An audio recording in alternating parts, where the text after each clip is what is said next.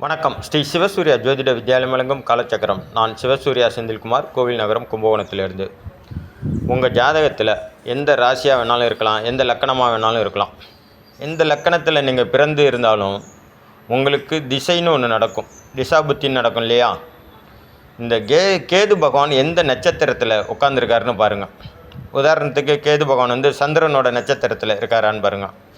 சந்திரனோட நட்சத்திரம் அப்படின்னா ரோகிணி, திருவோணம், ரோகிணி, ஹஸ்தம், திருவோணம், இந்த 3 நட்சத்திரத்தில் ஏதோ ஒரு நட்சத்திரத்தில் கேது அமர்ந்து உங்களுக்கு சந்திரனோட சம்பந்தப்பட்ட திசை, அதாவது சந்திர நட்சத்திரத்தில் வேறு எந்த கிரகம் அமர்ந்து திசை புத்தி நடத்தினாலும் உங்களுக்கு கடுமையான பாதிப்பை ஏற்படுத்தும். உங்கள் வாழ்க்கையில் தாழ்வு, அதாவது நீங்கள் எவ்வளோ பெரிய உயரத்தில் இருந்தாலும் படிப்படியாக கீழே வர்றதை நீங்கள் உணர முடியும். அந்த மாதிரி ஒரு சூழ்நிலையில் நீங்கள் உடனே ஸ்ரீவாஞ்சியம் போய் அங்கே உங்களுக்கு எந்த நட்சத்திரத்தில் நீங்கள் பிறந்தீங்களோ அந்த நட்சத்திரம் வர்ற நாளைக்கு நீங்கள் ஸ்ரீவாஞ்சியம் போய் 5 விதமான பழங்கள், கண்டிப்பாக அதில் வாழைப்பழம் இருக்கணும், திராட்சை பழம் இருக்கணும், கருப்பு திராட்சை இருக்கணும், அன்னாசி பழம் இருக்கணும், ஆரஞ்சு பழம் இருக்கணும், அவசியம் ஒரு 5 விதமான பழங்கள் இருக்கணும். நான் சொன்ன பழத்தோட வேறு எந்த பழம் உங்களால் வாங்க முடியுமோ வாங்கிக்கோங்க. 5 விதமான பழங்கள் எல்லாமே ஒரு அரை கிலோ வாங்கிக்கோங்க. ஸ்ரீவாஞ்சியம் போய் ஸ்ரீவாஞ்சியம் குளத்தில் குளிச்சுட்டு விநாயகருக்கு முதல் அர்ச்சனை பண்ணிங்க. நேராக அங்கேருந்து முதல்ல வந்தீங்கன்னா யம தர்மராஜா இருப்பார்.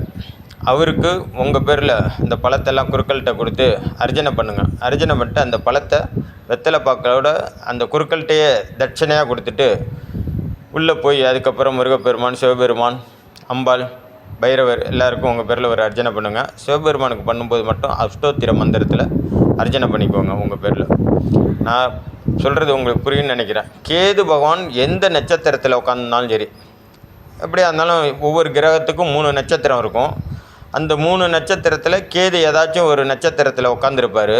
அவர் உட்காந்த கிரகத்தோட நட்சத்திரம் அடுத்து 2 நட்சத்திரம் இருக்கு இல்லையா, அந்த நட்சத்திரத்தில் பாக்கி 2 நட்சத்திரத்துலேயோ இல்லை கேது உட்காந்த நட்சத்திரத்துலேயோ பாக்கி இருக்கக்கூடிய 7 கிரகங்கள், அந்த 7 கிரகங்களும் உங்களுக்கு எப்படியா இருந்தாலும் 7 கிரகத்தோட திசாபுத்தி நடக்கும்.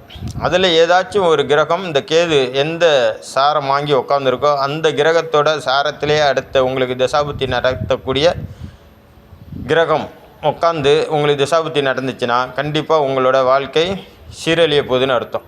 ரொம்ப கடுமையான தோஷத்தை சந்திக்க போகிறீங்கன்னு அர்த்தம். அதுக்கு முதல்ல செய்யக்கூடிய ஒரு ஃபஸ்ட் எய்டு அப்படின்னு பார்த்தீங்கன்னா ஸ்ரீவாஞ்சியம் போய் நான் சொன்ன இந்த பரிகாரத்தை கடைபிடிங்க. உங்கள் வாழ்க்கையில் வளம் பெறுங்கள். நம்ம சேனல் இது வரைக்கும் நீங்கள் சப்ஸ்கிரைப் பண்ணாமல் பார்த்தீங்கன்னா சப்ஸ்கிரைப் பண்ணி பாருங்கள். நன்றி, வணக்கம். நல்லதே நடக்கும். வாழ்க வளமுடன்.